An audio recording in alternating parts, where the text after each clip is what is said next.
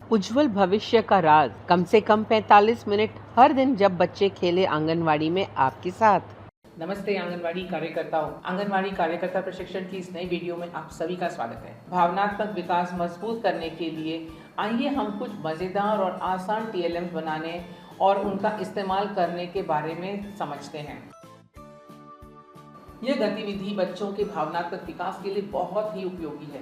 Board पर एक चेहरे की रूपरेखा बनाएं और पारदर्शी शीट से उसे ढकें। इसके बाद अलग अलग भावनाएं दर्शाती आंखें, नाक, होंठ आदि के कटआउट चित्र बनाएं, जैसे बड़ी आंखें, रोती आंखें, बंद आंखें, सुखड़ी नाक, हंसते और उदास होंठ, माथे की शिकन आदि। बच्चों को इन सभी कटआउट्स का इस्तेमाल करते हुए अलग अलग भावनाएं दर्शाते चेहरे खुद से बनाने और उन पर बातचीत करने को कहें। उन्हें किस तरह की आंखें, होंठ, नाक आदि चुनी है और क्यों, वो कैसी दिखती है, उनको लगाकर चेहरा कैसा दिखता है, चेहरा कैसी भावना महसूस कर रहा है, उसकी वजह का अनुमान लगाने आदि पर ढेर सारी बातचीत करें। इससे बच्चों को अपने मन की बात बताने का मौका मिलता है और कार्यकर्ता भी उनकी भावनात्मक स्थिति को समझकर बेहतर तरीके से उनकी मदद कर पाती है।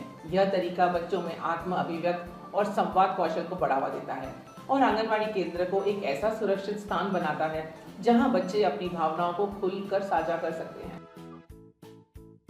यह गतिविधि बच्चों की रचनात्मकता और भावनात्मक कौशल को बढ़ाने में बहुत ही प्रभावशाली है। रंग बिरंगे मौजों से हाथ की कठपुतलियां बनाई जाती हैं, जिनमें हर कठपुतली का एक अलग नाम और व्यक्तित्व होता है।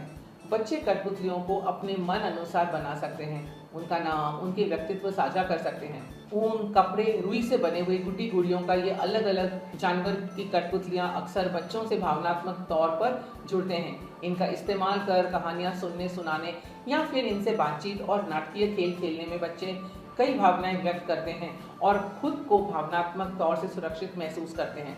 इस तरह वह न केवल अपनी कल्पना शक्ति का विकास करते हैं, बल्कि संवाद कौशल और भावनात्मक समझ भी बढ़ाते हैं। यह प्रक्रिया बच्चों को आत्म प्रकट करने के लिए और एक दूसरों के भावनाओं को समझने में मदद करती है। इस सरल सी मजेदार गतिविधि के लिए आपको सिर्फ एक आईने की जरूरत है। दीवार पर बड़ा आईना या हर बच्चे के लिए छोटे आईने का बंदोबस्त करें। बच्चों को खुद से ध्यान से देखने और अपने बारे में बताने के लिए कहें कि उन्हें आईने में क्या दिख रहा है। उनके हाव भाव, चेहरे की अभिव्यक्ति, शारीरिक और चेहरे की विशेषताएं, जैसे बाल कितने लंबे हैं या छोटे हैं, कद कैसा है, रंग, आंखें, हाथ कैसे हैं आदि पर बातचीत करें और दूसरे बच्चों के साथ तुलना करने को कहें। याद रखें कि आप सभी बच्चों को ये बार बार समझाएं कि हम सब अलग अलग दिखते हैं और यही हमारी खूबी है।